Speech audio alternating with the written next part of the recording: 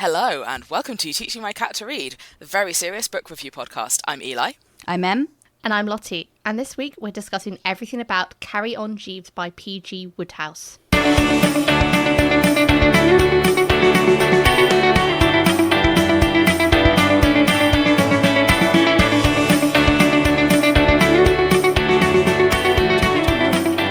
It's more appropriate. It is Wodehouse, is it? It is Yes, Wodehouse. P.G. Wodehouse. Yes, I think so. I Cool. think not Wodehouse. Yes, It's spelt Wodehouse because it's weird. it's my favorite. It's my favorite married gays. I love them so much. Honest I to love. God, Yeah, like I love the formula of these books, which is just like they're having some disagreement about Bertie's appearance, and Purple Jeeves socks. is unhappy, and then Bertie has to get him to solve something for one of his hapless friends. And then at the end of the thing, Jeeves solves it, and as a little treat, Bertie says, "Yes, okay, I will do the thing that you suggested about my appearance." Like every time, Yeah. and every time it's Yeah. charming. And sometimes Jeeves will be like, "Oh yes, I already disposed in anticipation of your gratitude. I have already. I already gave the horrible suit away to the gardener. Yeah, I've already did it. I liked this. I mean, this is for context for anyone who hasn't read the Jeeves books before. So this is a collection of 10 short stories. They're first published, this book was first published in 1925. With having a look at Wikipedia, the stories, I think they're between about 1915 to about 1925. So that kind of time period, I guess, post World War One. Well, yeah, I World guess War Two. mid World War One to just afterwards. Or, Yeah. Roaring 20s, early Roaring 20s. Yeah, and I loved this more. I think I because I knew kind of what I was getting myself into, and I really needed these. Yeah. I've had a couple of weeks. It's been a week, and just going on commuting to work, or just going on going for a run, and I can just listen to this, and it's formulaic, as you said, Eli. It's sort of, there is a problem with Bertie's clothing that Jeeves has an issue with. Bertie's wearing or doing something hideous, And then I think a lot of these stories, apart from the last one, which is from Jeeves' point of view, which I loved, that there's basically I feel Bertie, he's such a nice guy to his face. He tries so hard for all of his pals. He's like, oh, if a pal's in trouble, I'll help. All of his It doesn't useless matter. friends. And he is also a useless friend. He just has too Jeeves. kind. But he's almost too kind. He's got all this money. He goes, well, I've got money. I'll help. I'll help you out.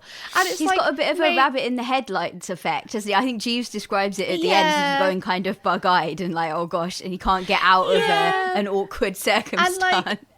And the fact that Bertie admits kind of. I love every time that he says to Jeeves, I have only half the brain that a fellow ought to have, or something. It's so sweet. I love them. There was a line that was we must think. Well, I don't have the machinery. You think. Yeah. I enjoy it. It's so sweet. It's so sweet. And I really loved the one from Jeeves's point of view, because it's I really liked the voice of it, because he's quite sort of, he's not demonstrative, I guess, in terms of the narrative voice, but it's also clearly he has so much affection for Bertie. He's oh yeah, he did admirably. He absolutely ballsed it up something major. It was great. Well, I think and he's not demonstrative from Bertie's point of view either, because I think there's a line in this one where he's this was the closest I'd ever seen Jeeves to smiling or whatever, and it's yeah, or he had slightly less of a fish's eye than normal or whatever, and it's yes, yeah, no, this is a guy with very little facial expression. That is not. Yeah, but he does. I think he actively says at one point in his point of view one that he's very fond of Bertie, and that he's unfortunately, he made such an adorable face that I nearly got him out of the soup that I'd put him in, specifically so we didn't end up adopting a child that I don't want. Yes.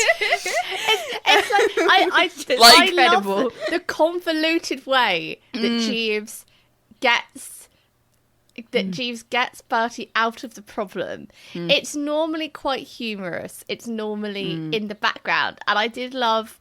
I think to the first question on our little list is, which is your favourite story? Like, I really liked the one from Jeeves, and I really liked it being last. Yeah, because the fact that Jeeves just kind of sort of knew he was going to put Bertie through this pain of giving this speech at this like girls' school because they found this random child. Yeah. And it's such a stupid way of, like, Jeeves has gone, well, it's a really convoluted way. I need to get Bertie to hate young I need to stop him being quickly. broody, you know? Like, you cannot have... Here is an opportunity for him to just like the day-to-day life that For lots I of, like. Like, young teenage girls to bully him. Yeah. Yeah. Which is very, I mean, let's be fair, that was also, I thought, surprisingly, what's the word? True to, like, life even now, the teenage girls. I was very, like, I mean, because I went to an all-girls secondary school, like, not a private one or anything of the kind, but, you know. And yeah, teenage girls are terrifying, and they will just be like, actually, we hate this teacher, and so we're going to psychologically destroy them.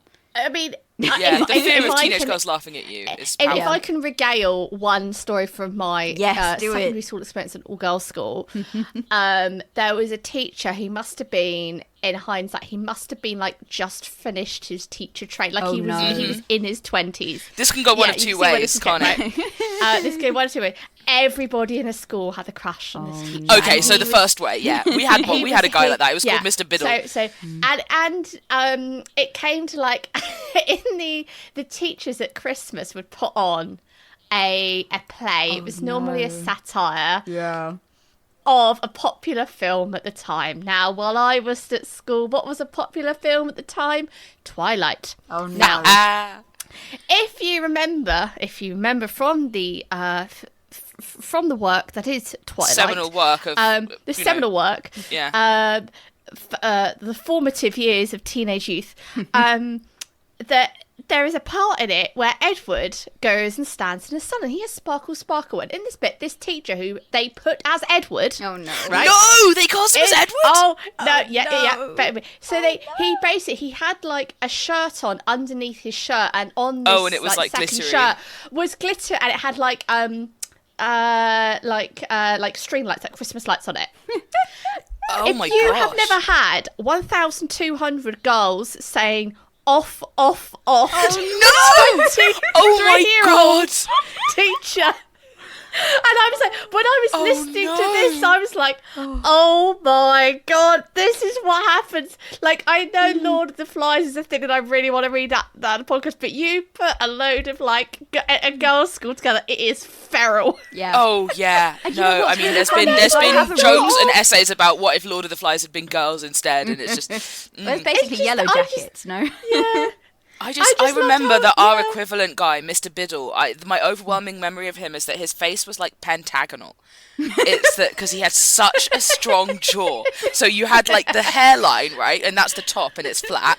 And then you had like the two sides of his face. And then his jaw was like so strong that each half of this jaw was an extra side of his face. Do you know what I mean? It was just the fact that, like, Jeeves knows, because in that story that Bertie said he's never been into a girls' school before, that would be quite an interesting to see, like, what goes on at the girls' school. Not only has he... I don't think he gave the girls cigarettes. I think they stole his cigarette case and they were like smoking behind the shed. I think Jeeves just didn't check the cigarette case when the girl handed it back. Partially, I think, because he was like, I like this girl. She's got moxie. If she wants to steal my boy's cigarettes, she can steal my boy's cigarettes. Yeah, and it's like the fact that, like, that Jeeves knows that they'll make fun. And I just think of Listen, Jeeves supports women's wrongs, okay? These poor, so-called... Like, because Jeeves has... Because you're hearing it from his point of view, and you hear him going, "No, you haven't heard of Bertie Wooster. You haven't heard of him." And she's he is like, the Bertie Wooster, you know. And his narration is like, well, she's either got to admit she doesn't know who he is, which would seem as rude, or she's got to pretend that she knows who he is. And I'm just thinking, how many of these young aristocratic men at this girls' school had to come and, air quotes, give a meaningful life moral something, and they've just laughed them out the room. I just love the idea of Bertie Wooster having to give that because he's got absolutely sweet fuck all to offer. Like, the world's most useless man. I love him. He's like, what's your moral story? And when he tries, it's like stuff about conning people. It's running short cons on people about like clock faces in London or like some going shit. to pretend to be somebody else at his going to pretend to be a nephew because they haven't seen him since he was 10. That was one of my favourite ones. Was Bertie Goes to Cambridge. I did enjoy that immensely. If it hadn't been for the Jeeves point of view, that absolutely would have been my favourite. But I don't know about you guys, but I wasn't expecting to get Jeeves' point of view. No, not at all. I had to do a double take when I started reading. Yeah, because I sort of thought this is going to be one of those things where like they're never going to want to ruin the mystery, you know? It's always going to be thinks. Like, how does Jeeves do it? What does Jeeves really think of Bertie? Like, would it spoil it if we knew? And it absolutely didn't. It was it just highlighted just delightful. Just how excellent the whole premise is. I've just checked and it is the only Jeeves story narrated from the perspective of Jeeves. Well, I tell you what, it's nice as well. It's really sweet. It's Jeeves being like, I do not want a kid. I'm going to arrange matters so that we do not have to adopt a child together. I don't want to have to do. He's like, oh, how about marriage? Like, no, I don't want marriage. I could just adopt one by myself. And Jeeves is like, shit. Best think of something quick.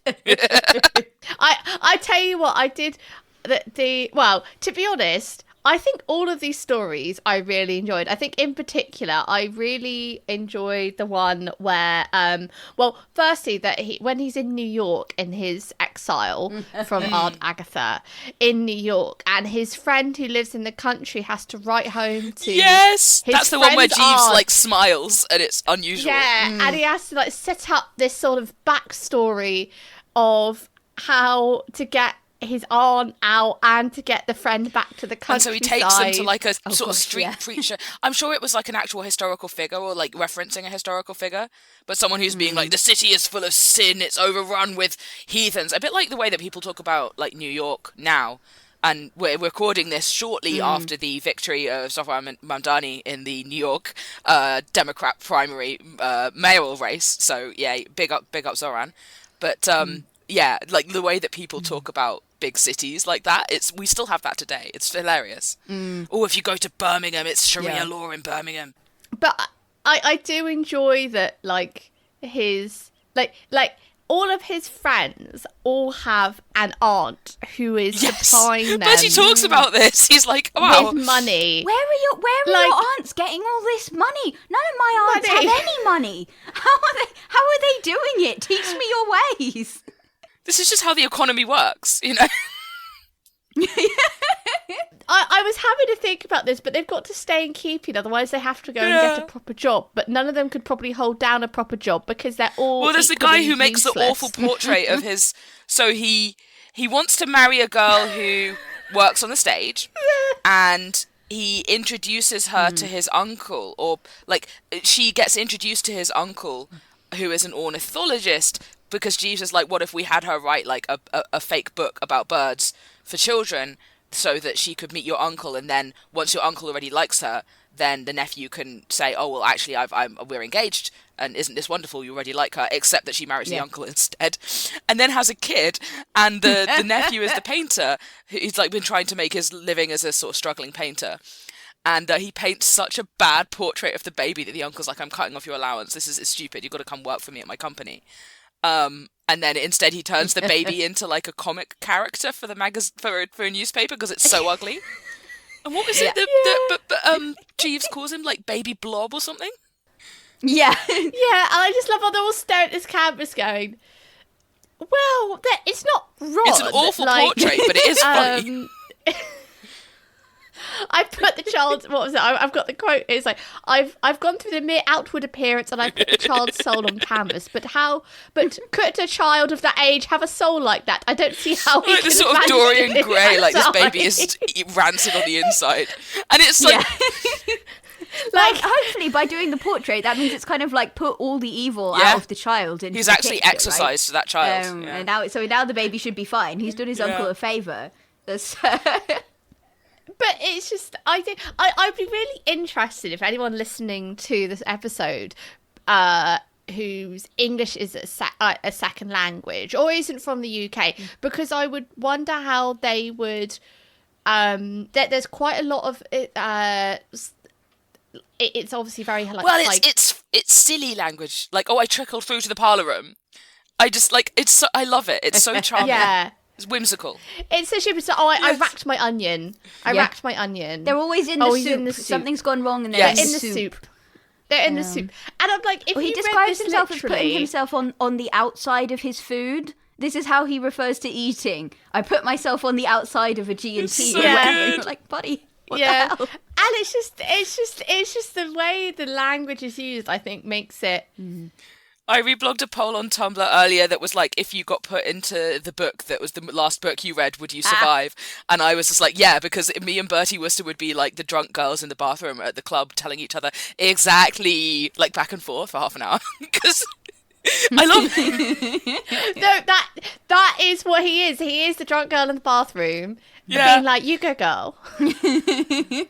Specifically, go away from me. I do not want to marry you. Go away. Go.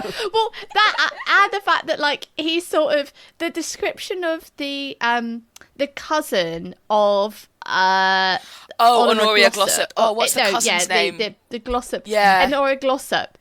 And the fact that he describes like, I keep attracting these very intelligent, attractive women, and I don't like it. They keep trying to make me read books. He has to drive them off with like an insanity defense. Like, that comes up multiple times that he's been declared insane by this one quack. More than once. More than once he's had to pretend he's gone mad, which reminds me of Blackadder. She'll retire to Nepal where I intend to live as a ghost. Yeah. That's not what he does by like going to New York. This is true. This is true. That's the one I think where he's like, I don't know what these girls see in me because I've got half a brain and they've got twice a brain. And Jeeves is something, well, it's something to do with the balance of the species, I assume. So, as in, you'll get one normal child out of you, maybe. And Bertie's just like, yeah, you're quite right, I suppose. You know, that sounds plausible. I don't know enough about genetics to dispute it. Like, Bertie's sort of... It's a very weird life he leads, and I think that's one of the things that it makes it such a nice comfort read. Like I listened to it on audiobook, I think, as I've done for Donkey's Yonks, and it was such a good comfort read. I mean, for context, I am parallel reading this with Sunrise on the Reaping. Oh boy, so that's a pairing. This is definitely like what I needed. And it just makes you laugh because you sort of know where it's going. You know Jeeves is going to come up with like some kind of story. The language is hilarious. And I think the thing that I find quite surprising is this is such a world removed from my lived experience, and yet I still find it funny. Like, I think sometimes if it's something so different to your lived experience, you're like, I can't, you know, it's like, too different. Sometimes I read books about rich people and I'm like, I hate you on principle. Whereas all of these guys are too pathetic. Like, you know, so there's the story that one of the ones I loved is Bertie's got this friend who he's just stupid. Like, man does not have two brain cells to rub together. He's forgotten the name of the hotel he's staying in. He's forgotten the name of the woman that he met on the boat that he fell in love with, proposed to, got an excited yes, then he got distracted by somebody and she left and whatever, and now he can't track her down, and he's found himself engaged to someone else because that just happens to you if you're left alone for too long and you have and you're a man of a certain age with an Oxford degree. He's been pounced upon, and and Bertie has to help him out by like serving as his executive function, which is hilarious when you consider that Bertie also does not have two brain cells to rub together. And technically, he's outsourcing all of his executive functions. And Jeeves is like, Jeeves hates this guy, right, at the beginning, because it turns out the woman on the boat that he, like, fell in love with and proposed to and is actually Jeeves' niece. And Jeeves thinks that this guy has, like, you know, bailed on her, has ghosted her. Exactly. Deliberately thrown her over. And when he's just like, oh, no, he's just stupid. Okay. It's so funny.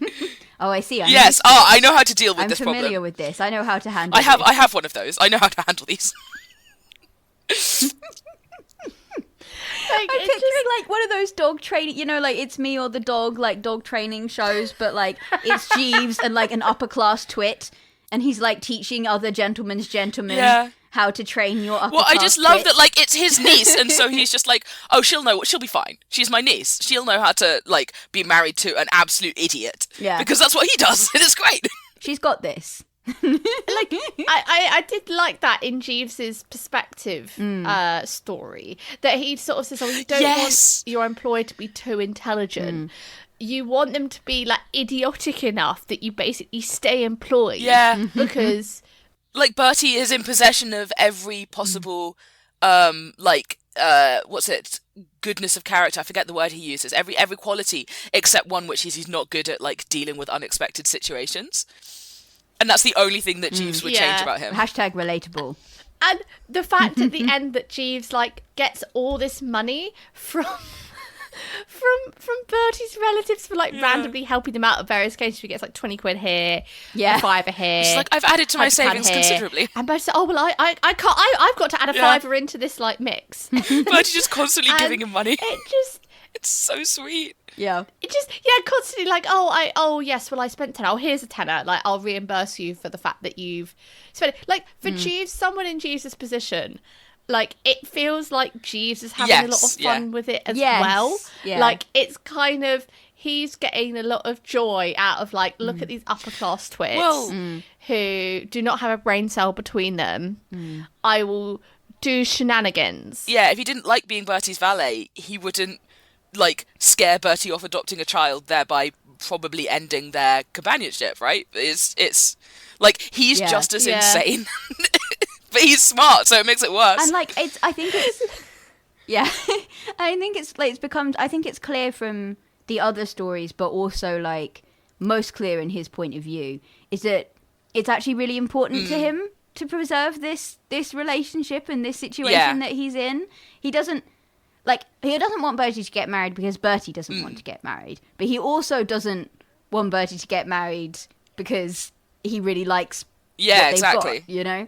And Bertie's the same. Bertie's like, if Jeeves isn't here, like, there is an episode, isn't it, where, like, there's an aunt that is convinced that her nephew lives in Bertie's flat and has been doing city shenanigans or whatever. So she chucks Bertie out, but she doesn't chuck Jeeves out because she thinks Jeeves is her nephew's manservant. It's Rocky who lives in the country and doesn't want to be in New York City. And thinking about that, it's like the street preacher. They have to pretend that, like, it's his flat, and then Bertie's clothes. He's like, I had to slit the waistcoat at the back to make it fit. Bertie's sent to, like, a hotel, and he's like, but how do the poor people? You know, I now have so much more sympathy for how the poors live without a Jeeves. The poors don't have to have help to put on their evening dress, and it's like, Bertie, you're still expecting the poors to have an evening dress, like an evening suit. You have 3 different evening suits and multiple other suits, and you are thinking that the poor people would struggle to put that. Like, it's just sort of the level of social dissonance. It's so far removed, it's hilarious. It's so far removed. It goes from, like, ignorant and, like, despicable to just, my goodness, how do you can breathe independently, you know? Like, or, you know, you not even that sounds awful, but, like, you know, how do you manage to stay alive moment to moment, you know? Well, I tell you what's interesting about this is it kind of reminds me of, I think it was a Tumblr post, but it might have been like a long form essay somewhere, but they were talking about how the children of rich people aren't, to get serious for a minute, like, the children of rich people aren't independently wealthy, right? They're clients, they're vassals of an independently wealthy rich person, and that can be taken away at any time. And it, like, you know, maybe it's less likely to be because of, you know, how upper class or very rich society works. I don't know, but it's still somebody holding a living over you, essentially, or it can be. Yeah, I mean, that's a theme throughout these, right? Is that the uncle or the aunt might stop up the allowance, and then where would you be? And then you kind of end up with the thing of, like, I mean, I would assume that it's less the case now, although my mum did have the experience when she worked for the Foreign Office of having a Cambridge grad, like, take a posh one, obviously, not one of us. No, but have a Cambridge grad get a tin of baked beans and not open it or anything, sealed tin of baked beans, put it in a saucepan and go, how do I turn the hob on? So, my goodness, it's not as far removed, but I feel like it would be harder to be as useless in this day and age. But maybe I'm wrong. But then it's a facet of their education, isn't it? Nobody actually taught them to be useful. It's quite sad when you think about it. You know, they were raised not like Into the Woods. I was raised to be charming, not sincere. But I was raised to be charming, not like competent in any way. Yeah. Although possibly we're not giving the Eton education enough credit, because it might just be that they were not paying attention at all. Maybe people learn useful things at Eton. Maybe. I don't know. I can't comment. I don't know anyone at Eton. I have briefly known people who went to Eton, but not many. I'm sure I must have known some, but I didn't. After I kind of put my foot in it several times, I stopped asking questions about where people went to school, because I think I said something along the lines of, it's really nice how everybody's not like really stuffy in private school, and to a room full of quite stuffy private school people, and I was like, no, that's funny. I respect that. I'm going to stop talking about that. I mean, props, quite frankly, you know. I am actually having like a read of Wodehouse's life, and I'm like, oh, he didn't get to go to Oxford because his dad retired in India, and therefore they didn't have the money to send him, and then he like just wrote all these stories. That is kind of interesting, isn't it? I wonder if there's a certain amount of like, there's a little bit of a slight outsider perspective on the whole institution. I wonder if we should do like a comparative reading of Porterhouse Blue at some point. Oh gosh, I think I tried to read that once, and I got maybe like a page or two in, and I was just like, I have to go right now, immediately. I tell you what, I have been also, I say, it's like reading a little bit is Dirk Gently's Holistic Detective Agency. Oh yeah. It was Douglas Adams who went to Cambridge, and in the first section, he just sort of like any similarities between anyone living or dead. And it just goes into this like beautiful piece about at the start of the novel how like the evening dinners work and how all of that works, and it's quite it'd be quite interesting to see like if we could go like find like some novels written by people who went to Oxford just to see like I have I think it's like a horror magical realism thing called King Street Run, where all the Cambridge colleges come to life and have like avatars or something. And I haven't read it, but I own it because I was like, written by somebody who has lived in Cambridge. That's good. I feel like I have read, or at least I've picked up a couple of books that were set in Cambridge, and not thrown them across the room or anything, but kind of had the one I hear is a bit either you'll love it or you'll hate it depending on how you feel about Cambridge. Well, and the problem I had was less kind of a like, it was more just like little details, you know. Where it's kind of, I guess you get this with anything though, don't you? When somebody's writing something and it's set in your hometown or whatever, but they haven't actually lived there. They've just done, often quite very, quite thorough or research. The version of it that lives in their head is subtly but fundamentally different than the version that lives in your head in a way that you find offensive. And it's kind of just like, that feels like a detail that you shouldn't have missed, really. I think I read one once where they described the university library as a college library. They said they were going to a college library, and then they very clearly described the UL, which... The UL, yeah. It's like, no, those are... Yeah, you don't call it that. Those are not the same. Those are very different things.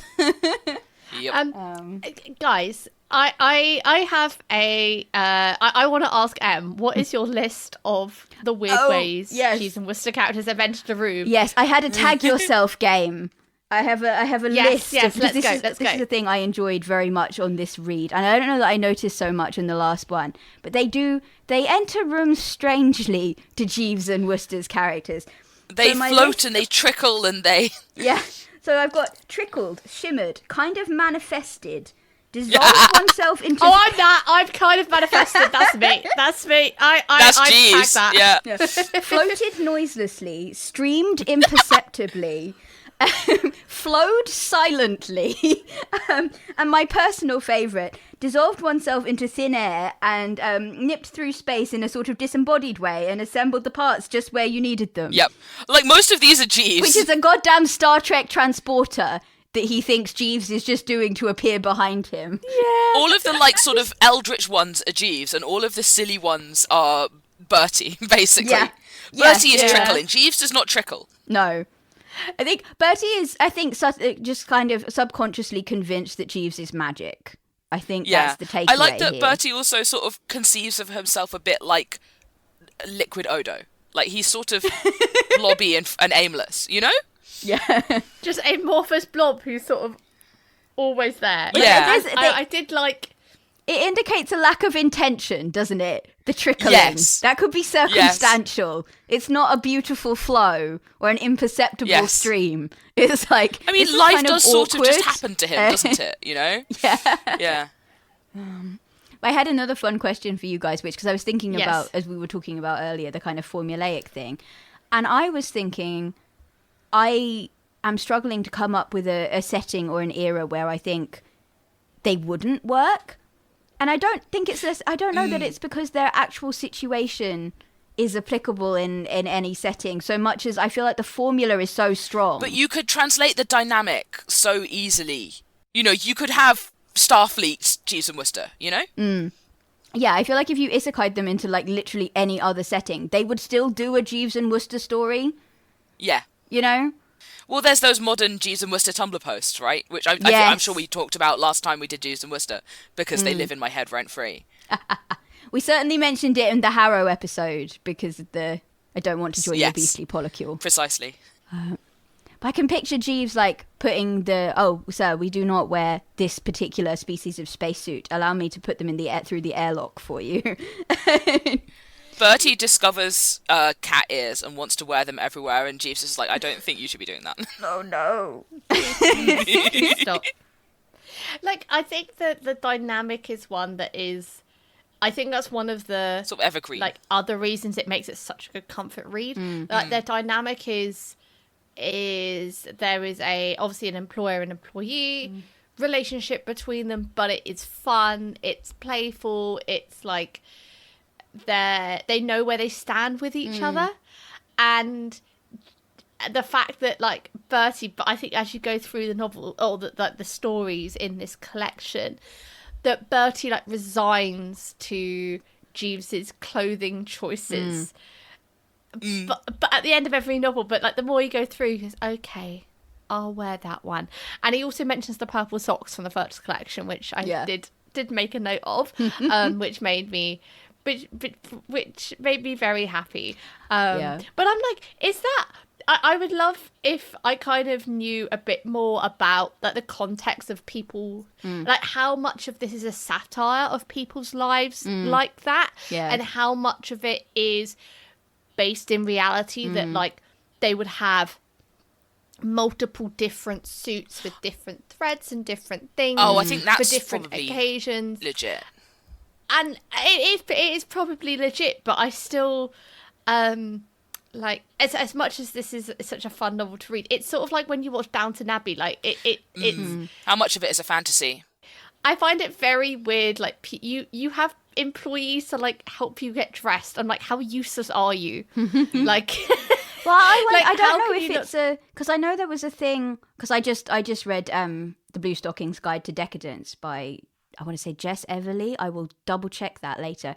But she was talking about rational dress and, like, the fact that genuinely upper class women's clothes were designed such that you physically could not get them on by yourself.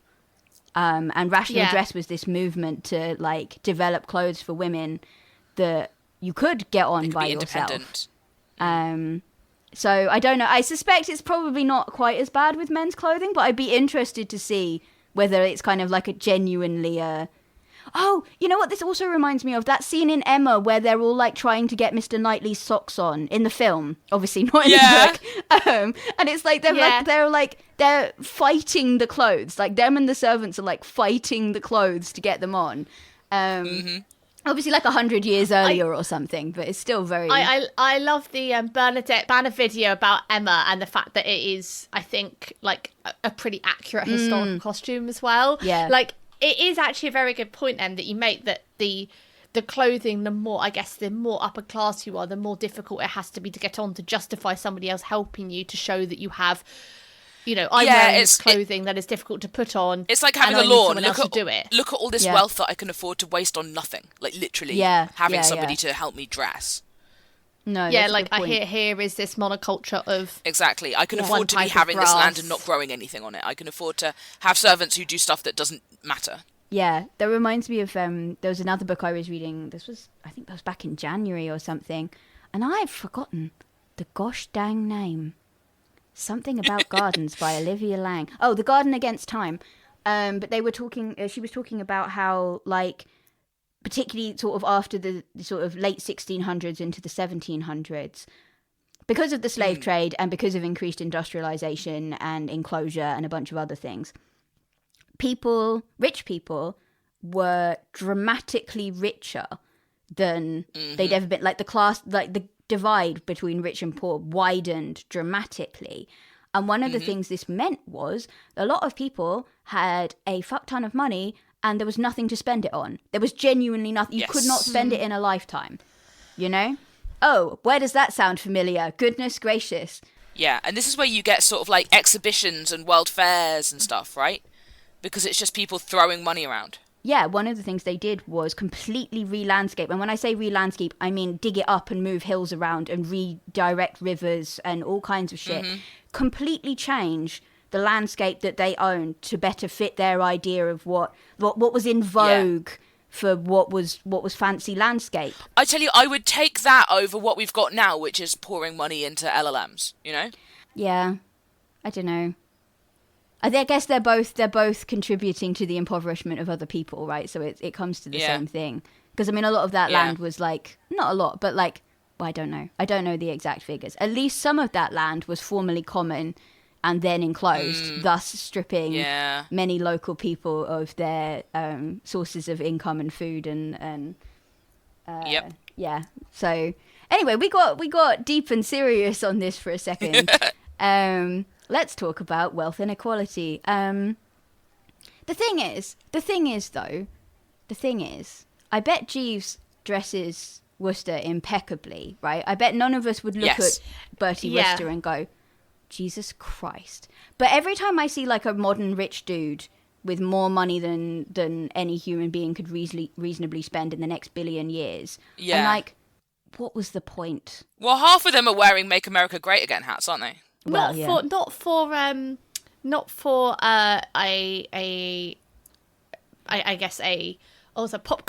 pop culture, a current reference to this point. Have you seen the photos from Jeff Bezos' wedding? Oh my god! God, it's so tacky. It's bad. It looks so bad. Like, for a man who... I was watching somewhere someone said, compared to the average American, it's like the average American spending $17 on their wedding, like, relatively to his wealth. Right. And it just looks so tacky. Like, the invite looks like a 13-year-old girl knocked it up on Microsoft Word. I'm not even joking. Yeah. Like, it just sort of... money can't buy taste. Money can't buy taste. And that's the thing, I think it is. Apparently now it can't even buy you a Jeeves to have taste for you. No, that's the thing. It's like, why don't you have a stylist? Well, so I saw a photo the other day it was Peter Thiel, who is one of the great architects of our current misery, in almost all arenas of modern life, basically. Yeah. Awful human being. And it's him with the guy who makes his suits. And the guy who makes his suits is wearing a suit that looks fucking horrific on him. And it's like, okay, so there was no helping. Yeah. And it's just, it's bizarre. But being rich rots your brain, if you're insulated from consequences. But that's the thing, I think. Or maybe Bertie Wooster is kind of a dream rich person in a way, in that he is genuinely, he's not exploiting anybody really for the money. He's just generally harmless. And he's humble enough to let people with better taste dress him. Yes. Oh, the fantasy. It's kind of funny though, because They're so fun. I don't tend to think of them as being like rich people propaganda or anything, but I do wonder how much because reading it this time, I was sort of going, oh, I kind of see, like, people talk about, oh, well, Lord Peter Wimsey was kind of intentionally like, what if Bertie Wooster, but secretly actually smart? Like, that's his whole kind of public persona, is basically Bertie Wooster. He's just better at actually remembering the quotations. But I think it's probably very hard to understate, like, how much influence these books have actually had on, like, British writing and, like, British literary culture, and even probably and popular culture, And it is a thing that we kind of have in this country that I don't know whether, like, say, America, for example, maybe doesn't have so much. I don't know. But we do have this sense of, like, rich people as being kind of these bumbling, harmless, like old money rich people. We kind of think of them as being, they're out of touch. They don't affect our daily lives. They're not really doing anything, And then you find out that the Prince Charles estate has been robbing people because all of if they die without a will, it defaults to him. So he's just been fucking stealing dead people's money, which he doesn't need. And then the whole the aristocracy still owning a non-trivial percentage of the entire island of Britain. And that's not. It's like actually it's like the Crown and Trinity College, Cambridge. Like, own so much of England. Well, I guess the entirety of Great Britain, but yeah, and like it's not harmless. It's not harmless for us to still have a royal family, and it's not harmless for us to still have an aristocracy that owns so much of the land.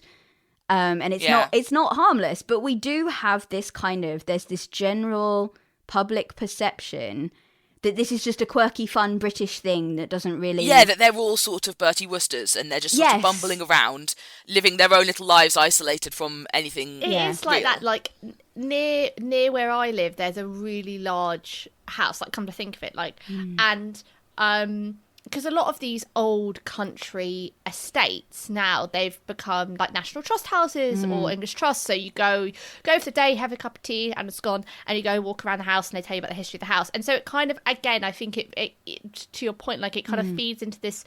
Oh, isn't this a beautiful house and beautiful grounds? Oh, I wish I had like met Mr. Darcy, and I could have had this.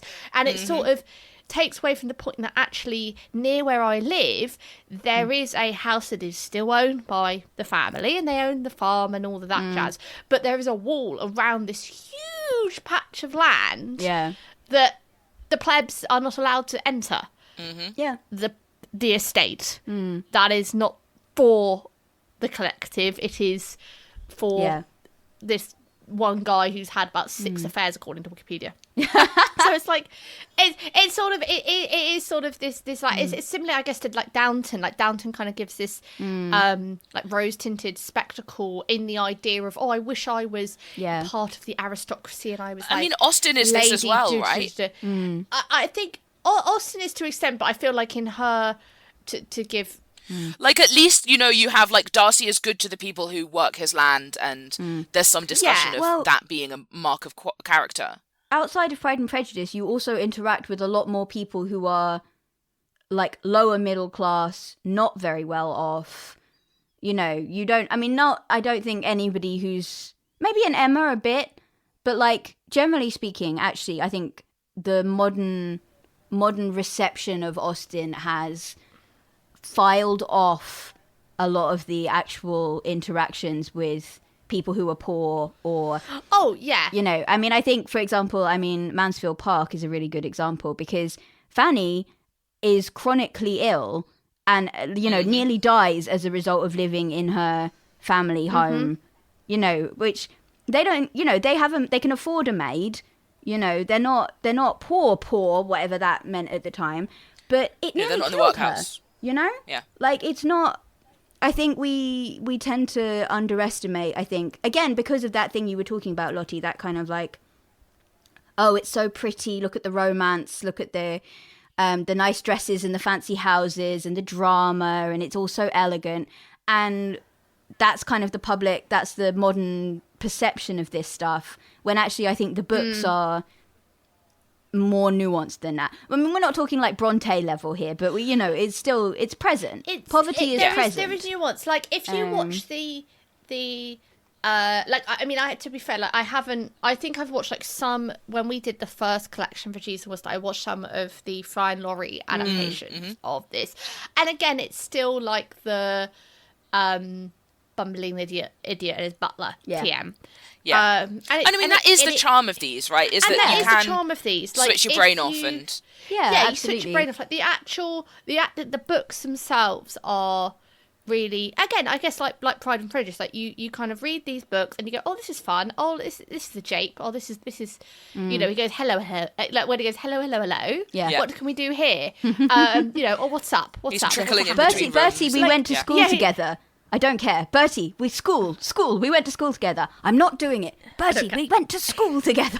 And it's sort of all of these tropes of aristocracy, upper class Britain, that the mere plebs, middle class, working class are...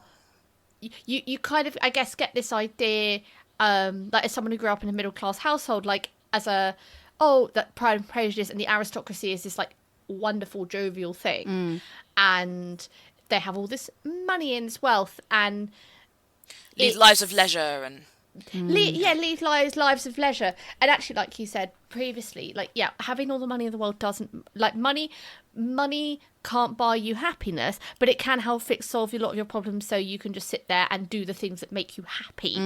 I think is how I like to think it. And I think for Bertie in these stories, like when he goes to the one where at the end where he's trying to, like, he's so hapless, like he decides the best way for his friend to win back this girl is to kidnap a child. Oh god, that was because the girl spoke to her that once. Was so and ridiculous. Like, I have a child, and he's like, that's not her niece, and he's like, well, who the hell is this child then?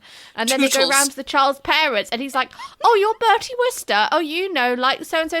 Oh, great, the child. Can I know your aunt, and therefore, nobody like it's just sort of this situation that any normal person would be like, WTF, you thought kidnapping a child?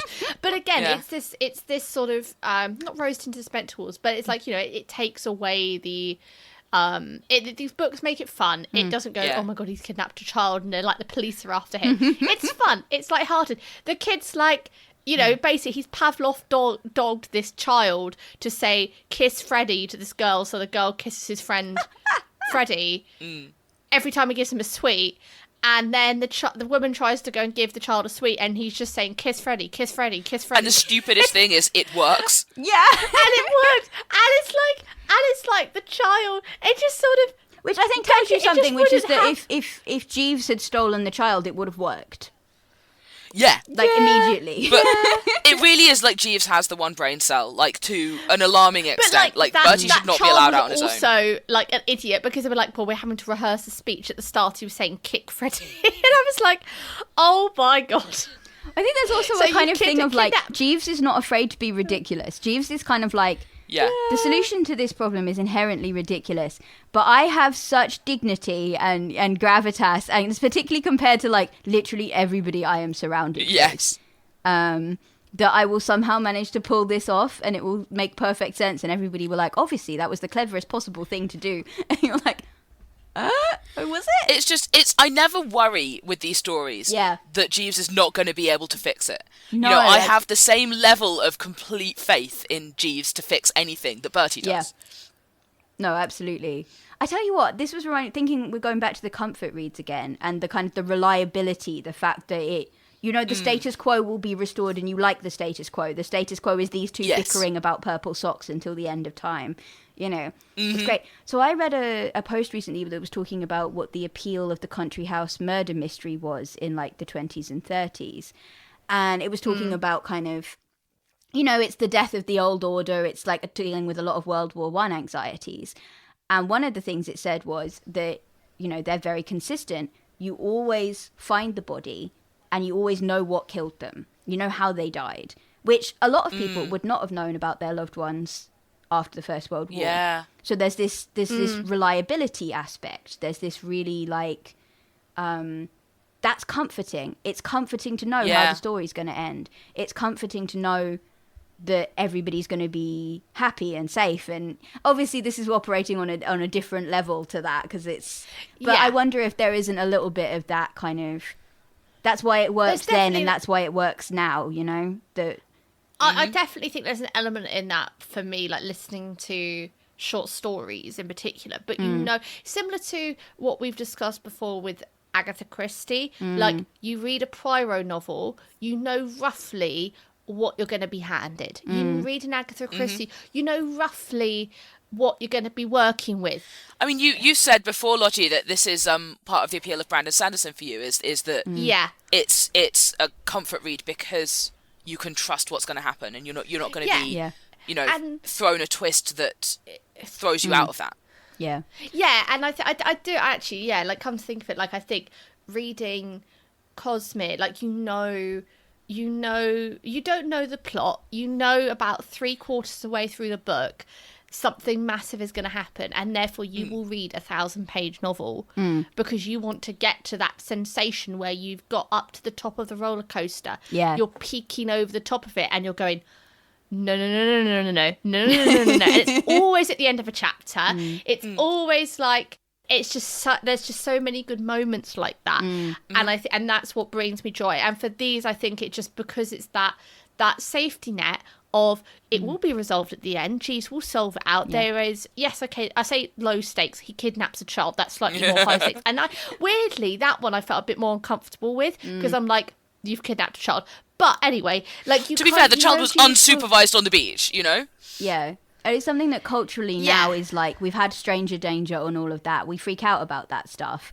But at the time, that probably wasn't quite such a intense, you know, people maybe were operating in slightly better faith about people interacting with their kids. I don't know. Yeah. I think it's a different, we've been brought up with that little, like, don't talk to strange people in vans, selling you lollipops. Yeah. And I think to be fair, like, this kid was unsupervised on the beach. If Bertie hadn't kidnapped him, maybe someone else would have, you know? Yeah. Maybe Bertie saved him. And Bertie does at least actually try and find the parents, and it does turn out that, like, the reason they weren't looking after him is because there's mumps in the house, so they can't, you know? It's again, it's kind of within that very safe, nobody's out to get you apart from Aunt Agatha, maybe. Yeah. There's no, like, twist that you're going, oh my god, there's actual, like, high stakes. Yes. And it's always so funny. Like, just the language is funny, their dynamic is funny. Like, it just genuinely just such a joy. It's always a delight. Or I always think, oh man, I come to a Jeeves and Wooster, I'm sort of like, oh, I think I'm going to struggle with this because, like, nothing's really going to happen, is it? And then I read the first one, but they just like, carry you along. Nothing's going to happen. It's great. I love it. Yeah. They're each so, like, nice and bite-sized, and the dialogue is always so just, it's characterful, and, like, I really like, so there's not a lot of dialogue tags in this. It really is just characters saying things back and forth when a conversation is happening, and it's so, like, that's exactly correct to convey the kind of, I don't know, I really like that. I like that as a writing choice. Yeah. Well, I think you have this thing as well where he'll do, you know, you've got this dialogue, and you can infer from the dialogue what's actually happening, but, like, there's a moment where I think where Jeeves tells Bertie that the girl that his hapless friend wanted to marry and lost in New York or whatever was his niece, and he's in the middle of explaining and then he says, sir, don't jerk the wheel like that, we'll go into another car. Like, you know, that was one of the bits where I laughed out loud. Yeah. There were, like, a handful where I just, you know, was just laughing alone in my bedroom, like, genuinely, a demented person.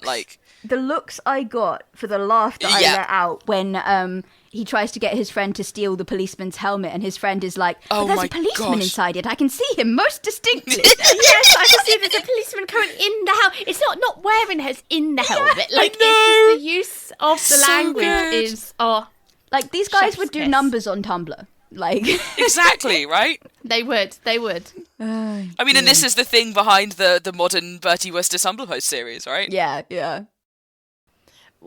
I think we do need to chat about what Gothmog, our darling dear, would say about this book. So there are cats. There's a cat in this.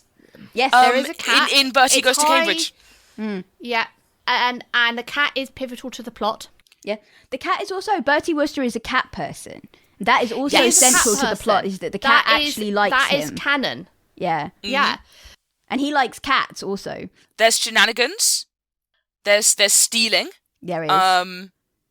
There's hijinks. There's shenanigans galore. Jeeves is inherently cat-like. It's not just that so Jeeves is cat-like, but then we also have the thing of, your cat gets their claws stuck in something, or, gets herself into a situation, and then you become Jeeves being very good, sir. Yes, as you fix whatever they've done. This is unrelated, but I saw a very good cat on the beach today.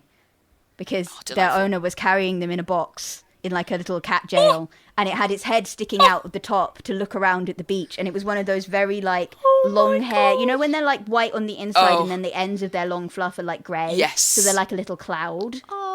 Oh, delightful. Oh, is it like a Maine Coon, one of those giant fluffy ones? Yeah, something on that line. Oh, yeah. And it went on a beach trip. Oh, that's adorable. It was very cute. Walk to the beach. Sorry, this is not relevant to the cat rating. Please. It was a beautiful cat that I saw today. This is a podcast about books and cats. It's fine. Yeah. It's fine. I mean, this is a podcast of whatever we want to talk about. So, I think the cat rating is high. I do. I would give it maybe even a 9. Yes. I don't think it's a 10 for lack of drama and lack of actual violence. Nobody is actually stabbed in the making of Jeeves and Wooster. It's true. Yeah. But Bertie loses a lot of skin off his ankle climbing into that window to steal. That's true. I feel like Jeeves and Wooster should have a cat. I feel like they should have I feel like they should have a Gothmog. Honestly, everyone should have a Gothmog. That's Bertie's reward for not getting deciding not to adopt a daughter. Is Jeeves gets him a cat instead. He should get a cat. I feel like they should have a cat so that Jeeves and the cat can exchange knowing glances. You know. Yeah. And that Jeeves can also treat the cat exactly the same way that he treats Bertie. Yeah. Yes. So are we saying an 8, a 9, a 9? Are we going? I think we can go for a 9. Rating? Yeah. I'm going for a 9 because I think it's warranted, and also I absolutely love these stories. Okay, let's go for a 9. So before we wrap up, what else are you reading, consuming, listening to, want to share with our lovely listeners? So 28 years later, the latest installment in the sort of zombie franchise that was started with 28 Days Later back in 2002 is out now. So recently, our housemates, not including Em, who's been away, watched the original 28 Days Later, and we're going to try and find some time to watch the 28 Weeks Later so that we can maybe watch the new one before it leaves cinemas, because that's cool. I love a bit of zombie horror. Yes, very much not safe for Em. Film, I'm not back until next Thursday, so you've got time. Yeah. Noted. Speaking of, we were talking about twists and comforting endings and books not being out to get you, and this reminded me that before I came up here, I watched Mortal Engines with our other housemates, which that book I cannot in good conscience recommend, because it is the most egregious last scene twist I enjoyed that book so much until I got to the ending, and then I've never read it again because, friends, if you care about spoilers, look away now. They kill everyone.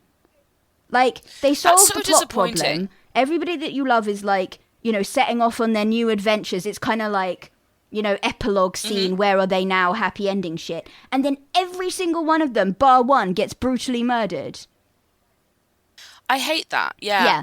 So the film didn't do that. Not fun. The film didn't do that. The film was hello, we love enormous cities eating other enormous cities while trundling after them in a post-apocalyptic wasteland. We love beautiful sky pirate women in swishy red coats with enormous swords. Yes. Yeah, it's very good. I enjoyed it immensely. Definitely, that is a wholehearted recommend from me. It's well constructed. I was pleasantly surprised at how well constructed it was. I feel like that's my lowest bar for an action film now. I'm sort of sometimes I enjoy them and I'm this is bad, but I'm having a good time. This one was oh, I watched the new Mission Impossible. Oh, yeah. In the cinema. Yeah, that was fun. Is it any good? Yeah.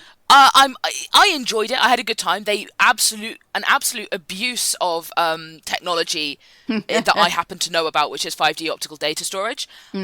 Just somebody heard that terminology and then went, "What would this be like?" and didn't bother to learn about what the actual thing is. This reminds me of. So there's a thing. If you go and read older comics, you can tell when somebody's read like whatever the previous equivalent of clickbait was in a newspaper, being like, breakthrough in science, what can't we do with transistors? So the original Iron Man suit runs on transistors, and every time they're like, oh wow, why can it do that? They're like, transistors, jazz hands. And like that's a very like common sci-fi and like comics thing, is to just be like, we heard this word and it sounds cool and now we're gonna make it do whatever the fuck we want. That is exactly what happened. And the thing is that it's 5D optical data storage's own fault, because the name was chosen to be basically marketing, because it's not really 5D in any meaningful sense of the term.